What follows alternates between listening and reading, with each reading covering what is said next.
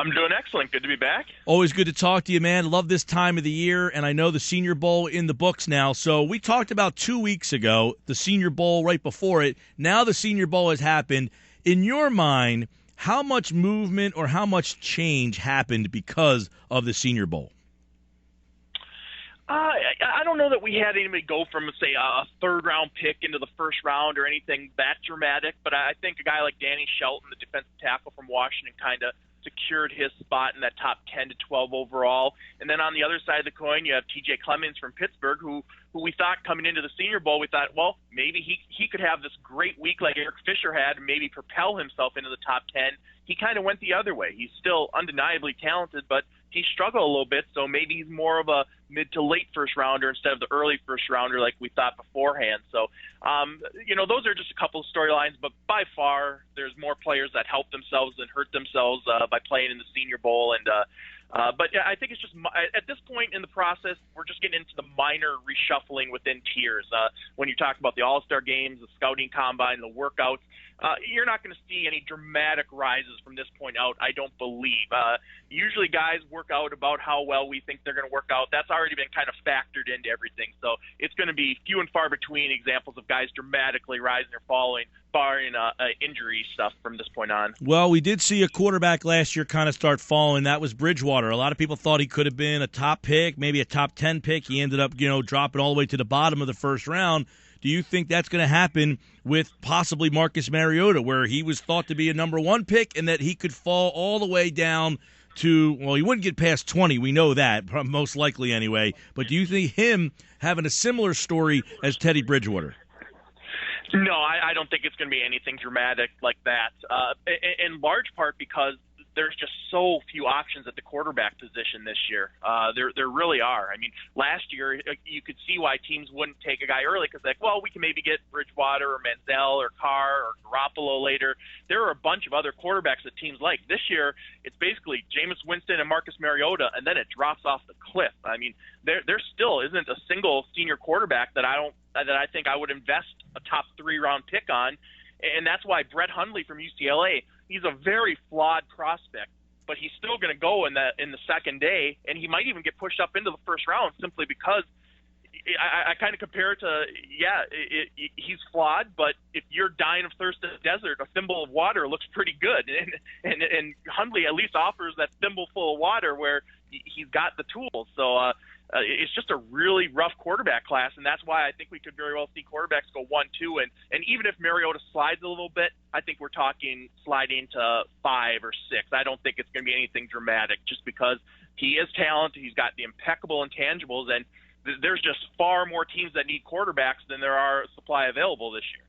Obviously, Winston's an interesting guy. I know the last time you were on, you said you had him, behind Luck and Manning as a prospect, and all the time you've been doing this. Are you getting a sense that his off-the-field problems are not going to be as big a deal? I mean, you have him number 1 to Tampa Bay. Josh McCown, the current quarterback there, said, I don't know that he's the kind of guy that would fit in with Lovie Smith. But are you starting to see teams, think that this guy maybe doesn't have as many off-the-field problems as it's being made out to be?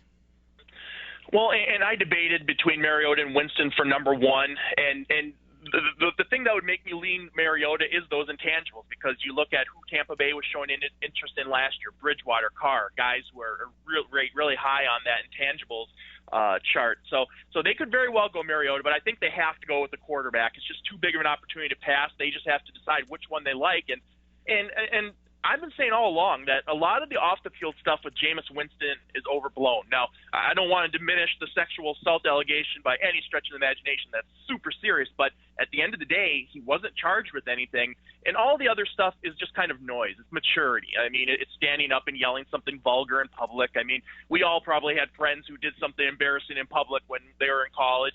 It's just minor stuff, and by all accounts on the field, he's the prototypical field general. The teammates respect him. He's a hard worker. He's a leader. He understands the offense, et cetera, et cetera. So I just think at the end of the day, people are going to be willing to overlook a lot when it comes to Jameis Winston because he is the rarest of commodities, which is a potential franchise quarterback. And yeah, he could get you fired if he continues to be a knucklehead off the field, but Marcus Mariota could cost people their jobs too, because as much of a question mark as Winston is off the field, Mariota's a question mark on the field. So it's just kind of the same dog, different fleas. Which guy are you willing to take a chance on? And I just tend to think that teams are going to be leaning a little more towards the guy that they don't have the question marks about between the lines. Scott Wright, DraftCountdown.com here on the Sports Bash. What are, in your mind, Scott, some of the biggest questions about Mariota? What are you waiting to see from him? You know, a lot of people are already talking about, well, if he goes to an East Coast city, that might not be good. Well, he's very slight. He needs to add more weight. What are some of the questions that you have about Mariota? Well, I think one minor thing is, does he have that killer instinct as a quarterback? Is he too, you don't want to say docile, but, it's a fine line. You want your quarterback to have all these intangibles, but you also want them to have that X factor, that competitive edge. But I just think the biggest thing is the style of offense he runs. I mean, the big comparison with Marcus Mariota is Colin Kaepernick, and there's still debate as to whether you'd want to hitch your wagon long-term to Colin Kaepernick. It's been a roller coaster. There's signs of positive signs and there's negative signs. It's up and down. So I think that's the big question with Mariota. That offense he runs in college, a lot of it is deception, just hurrying to the line and running plays before teams are ready. Can he operate from under center? Can he operate in a traditional offense where it's not as much about rushing and deception as it is about reading defenses, going through progressions, and running a pro-style system? So there's questions about Mariota, but at the end of the day, he's obviously talented. There's no debate about that. Impeccable kid off the field. And if you're a team with a question mark at quarterback, I don't know how you can pass on him. That's why there's been a lot of talk about the Tennessee Titans maybe sticking with Zach Mettenberger. If the Titans pass on a potential franchise quarterback, and Mettenberger doesn't work out, to me, that's a fireable offense. I mean, I understand Mettenberger showed some signs as a rookie, but he hasn't shown nearly enough to justify passing on a guy like Mariota. I mean, there's only so many opportunities that you have to get a potential franchise quarterback. And I always say the golden rule of the NFL draft is if you don't have a franchise quarterback, you don't pass on one. Scott Wright, DraftCountdown.com. Yes, you have Mariota going 2 to Tennessee. You have Winston going 1. If that's the case, and they're the top 2 quarterbacks on the board, you mentioned Hundley. He could be the next guy. Where does the next guy go? Do you think someone does something ridiculous, or do you think he's a second-rounder? Where's the third guy go? Well, I think he's a second-day value, and even that grade's based in pretty large part on potential. I mean, there's times he plays like an early first-rounder, and there's times he plays like an undrafted free agent, but I think he's a day 2 pick based on the potential and the positional value. But, I mean, we've seen crazy things at the quarterback positions. I mean, nobody thought Christian Ponder was going to go 12 overall. Could a team that's desperate for a quarterback that's in what I call quarterback purgatory, like the Rams or the Browns or the Texans, maybe even the Eagles, take a chance on him in the first round? It's possible. Or maybe somebody trades back into the late first like we saw last year with Bridgewater. But I don't think Brett Hundley is a first-round talent based on the film evaluation. But at the end of the day, like I talked about earlier, he looks awfully good compared to options 4 through 20 or whatever at the quarterback position. It's just a real lack of starting caliber options that you can even envision possibly being a starting quarterback in the NFL. And in the case of Hundley, for all his flaws, he at least has that huge potential and upside. So I think he goes somewhere in the second round, I would say right now. But I wouldn't be shocked if he got pushed into the latter part of that first round just because of desperation. Because if you need a quarterback this year and you don't get Winston Mariota, good luck to you. Yeah, and it's not a great feeling to say, hey, you might need a quarterback, and then those 2 guys are going to be 1 and 2, and you're off the board. I know Hundley is usually the third name mentioned.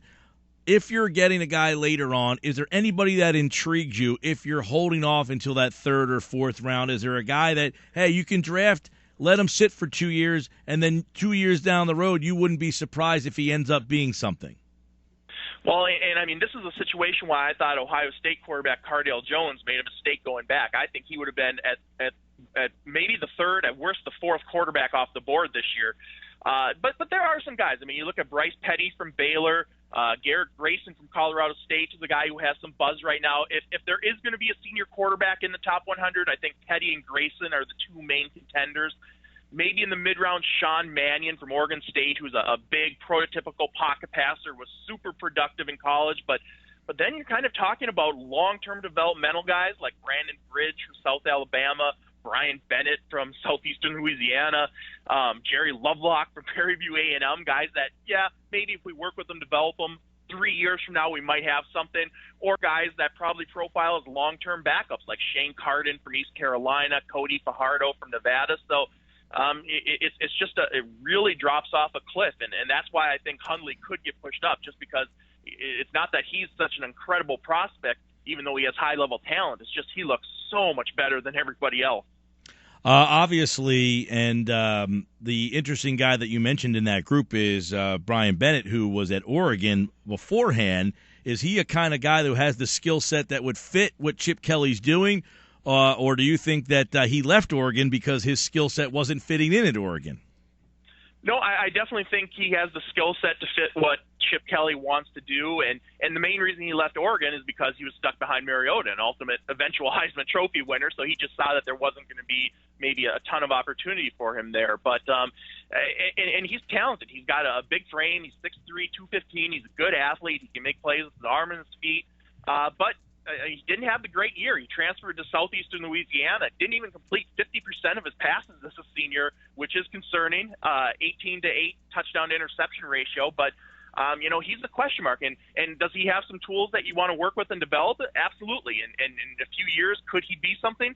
Possibly. But I don't. If you're looking for a quarterback to come in and contend for a starting job, if either right away or in the next year or two, I don't know that you're going to be able to get a guy on that third day that you feel has that potential. So, Bennett, he's intriguing. He's got some tools. He drew some interest with his performance at the Senior Bowl when he got added late. He helped himself, and I think there's a good chance he's going to get drafted, especially in this class. But he's very much a project. There's we get a lot of questions about him, obviously, with the Chip Kelly lineage there. All right, let's look at the guy you have going number 20, P.J. Williams, obviously a spot of need for Philadelphia. Where do you have him ranked overall at cornerback, and what kind of fit do you think he is would be in Philadelphia?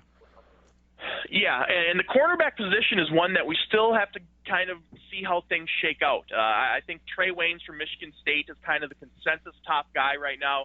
He's going to go somewhere in that top probably 12, top 15, somewhere top half of the first round.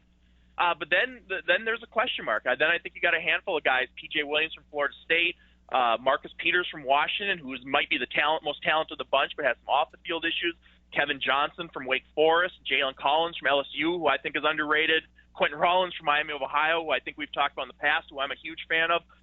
So these are all guys kind of jockeying to be that second, third, fourth cornerback off the board, but I don't think there is a consensus yet. We kind of have to see how some of these guys work out. But I think an argument can be made that P.J. Williams has as much potential and talent as any cornerback in this class. He's certainly bigger than Trey Waynes. Waynes was listed at 182, whereas Williams is just under 200 pounds, so a little bit thicker of a frame, really athletic. He's got the speed to run downfield. He's very physical and aggressive, almost to the point where it's a detriment. He might have to rein that back in a little bit at the next level because he might not be able to get away with quite as much. But P.J. Williams is the total package. I think the one question mark on him is consistency. He doesn't always play up to that early first-round talent that he's capable of. But I think right now he's my number 2 corner, and I have him as the second corner off the board in my mock draft. I just think the talent and potential give him the slight edge. But like I said, there's 4 or 5 guys right now battling to be that second corner this year. Okay, if Landon Collins is off the board in the top 10,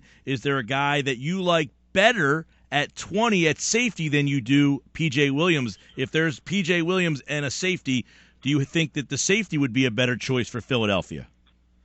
Nope. I think if Landon Collins from Alabama is gone, I think it's best to go with the corner and then look for a safety a little later on. I think the value with the safety position this year is going to be in that second and third tier, second, third, fourth round. And my number 2 safety is Deron Smith from Fresno State, who reminds me a little bit of Jimmy Ward from last year, who went late in the first round to the 49ers. He's got good size. He's 5'11", 197, a little bit of a cornerback safety tweener. And I think in his case it's a positive more so than a negative because he's effective in coverage, but he's also very physical. He'll come up and support the run. So Deron Smith from Fresno State's my number 2, and I think he'd be a great pick in the second round.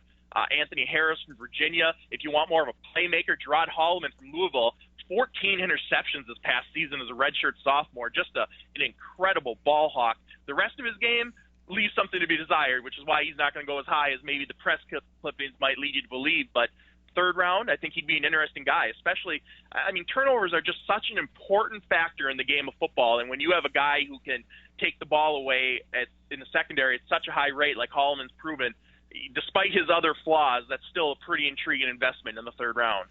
Scott Wright, President, DraftCountdown.com, at Draft Countdown on Twitter. You know, Macklin's a free agent, and if for some reason the Eagles cannot bring him back or can't get him signed, wide receiver, pretty good class here. How deep is this class? Not as deep as last year, it seems like, but can you get a guy second round and feel like you got a guy who can play right away?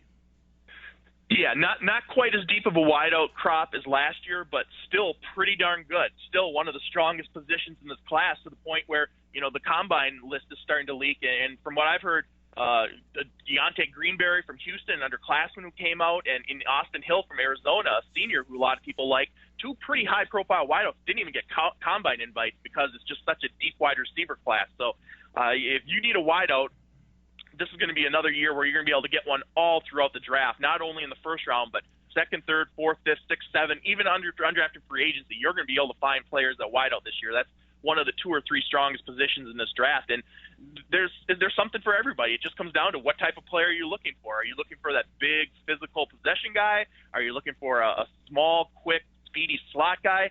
And everything in between. It's a really strong class, and it's kind of a similar situation as last year, where we saw teams getting wideouts that normally would have gone a round or two earlier at value points in the draft. I think that will absolutely be the case again. Scott, outside linebacker, the Eagles last year went with Marcus Smith. That's a position that everybody's looking for pass rushers. If they're trying to maybe fix that mistake, is there a guy that you like in the 20 spot? Well, yeah, and you know, it'll be interesting to see what they decide to do with Marcus Smith long term, because he got some reps at inside linebacker as well. Where do they envision him playing long term? Now, and what we see them do in the draft might give us a clue as to what they're going to do there. But pass rusher is definitely another area that's in this draft that's very strong, but they go quickly too.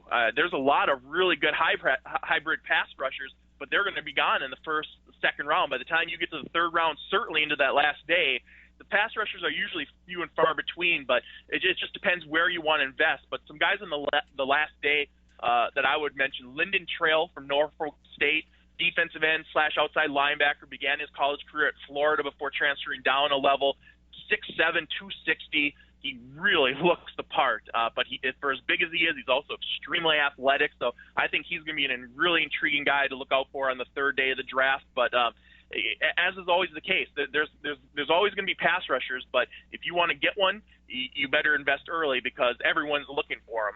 And then another guy we've talked about in the past too, Max Vallis from Virginia. I probably have him rated a little higher than most, and that's admittedly based more on potential than production. He's not there yet. I think he probably made a mistake coming out as a true sophomore, but I think he clearly has arguably first-round talent. He's just going to require some patience and development. But if he slides a little bit in the draft, if he's there in the third or fourth round for someone, boy, that's a pretty good risk to take. I think by that point, the potential rewards far outweigh any risk. Yeah, we know a lot of people in the listening audience know Max went to St. Joe's about 20 minutes from our studios here, 97.3 ESPN, talking with draft expert from DraftCountdown.com, Scott Wright. Give me a guy you think's going to be a bust if your team ends up with this guy in the first round, a guy you just don't like. Well, and you know, I have a list on the site with the overrated and underrated prospects that everyone can take a look at too. I do a one player at each position for each category, but one guy that concerns me is Ty Montgomery from Stanford, who was rated as a first-round pick coming into the season. Didn't really have a huge impact as a senior, and he's one of those guys that I just wonder if he's a better athlete than football player. I think we could be seeing maybe a Ted Ginn part 2 there. And even Ted Ginn, I mean, Ted Ginn's still in the league. He's had a long NFL career. That wasn't the worst pick we've ever seen in the NFL draft, but probably wasn't worth a top 10 overall investment. And I think as the draft gets closer here, I think Ty Montgomery just kind of continues to lose some of his luster, especially when that's one of the strongest positions and there's so many other good options. I could see a guy like Montgomery, who a lot of people thought could be going in the first at the beginning of the year. Maybe he ends up sliding maybe even out of the second day completely, especially because there are so many wideouts this year. So that he would be the one that stands out. And then one that worries me is Vic Beasley from Clemson. I keep going back and forth on him, and he's so undersized. You think, oh man, is this Aaron Maven or is he Von Miller? But the one thing that keeps me with Vic Beasley in the first round is that he has a rare first step. I mean, he has one rare trait. He can get after the quarterback like nobody's business, and he can win right off the snap. So I think that's what gives Vic Beasley the benefit of the doubt, but I think he's very much a boom or bust type of prospect. He's going to need just the right situation due to some of his size shortcomings. By the way, for the listeners out there, Scott does have Brett Hundley, the quarterback, going to Philadelphia in the second round. That would be obviously huge fodder in this area if they end up with a quarterback, and it's not Marcus Mariota. I'll ask you, Scott, I think the last time we talked, we asked, is it worth moving up for him? The Eagles are at 20. Realistically, how much and what kind of package would they need to put together to get anywhere near Mariota, or do you think it's an absolutely just out of the question that this could happen?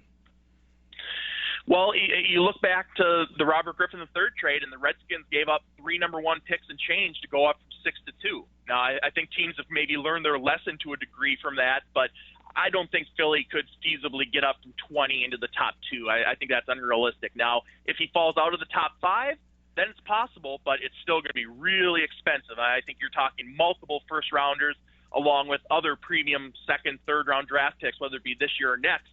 But then the other part of that equation, too, is you have to find somebody willing to move down. And even if Philly is willing to pay the price it would take to move up, would a team want to drop from maybe a top 5 overall choice where they're at 5 or 6, they're in that range where they're getting one of the top players in this draft all the way down to 20? You're looking at a completely different tier of players, and a lot of teams might decide that, hey, we'd rather prefer the quantity as opposed to the quality, or the quality as opposed to the quantity. So I think it would be really tough. I think it's an extreme long shot for Mariota ending up in Philly unless he falls out of that top 5, and even then it's going to be a stretch. But I think Brett Hundley, I mean, if the Eagles could get him in the second round, I think that would be as good of a plan B option as they could hope for at that position, especially this year, like we talked about, just because Hundley, he's very much a boom or bust prospect. I've compared him to Jake Locker. All the tools are there. He just hasn't put it all together yet. And with Locker, a big part of it has been the durability, which shouldn't be a problem with Hundley. But, he's going to be a project. He's going to go one way or the other. I don't think there's going to be any in-between with Brett Hundley. That's interesting because Locker's a free agent. A lot of people think that maybe that he would be the kind of guy to take a swing on as a backup or to at least compete with Foles. And, because of his skill set, would his skill set be the kind of skill set that Chip Kelly would be intrigued by? It's so unique that Kelly seems to be so different from other NFL teams because of this system that he runs here. And I think that would be a great situation for both Locker and for the Eagles. And I think a lot of teams are going to be intrigued by Locker because he has shown some positive signs when he was healthy. It's just a matter of keeping him on the field. But he's still pretty young. He's still pretty talented, great intangibles. I think I'd rather take a chance on a Jake Locker than any of these senior quarterbacks, honestly. All right, Scott Wright, draftcountdown.com for everything from top to bottom on this year's NFL draft. Check out draftcountdown.com, at Draft Countdown on Twitter. The latest 2-round mock draft is up on the website, draftcountdown.com. Thanks, Scott, as always. We'll talk soon, hopefully. My pleasure, anytime.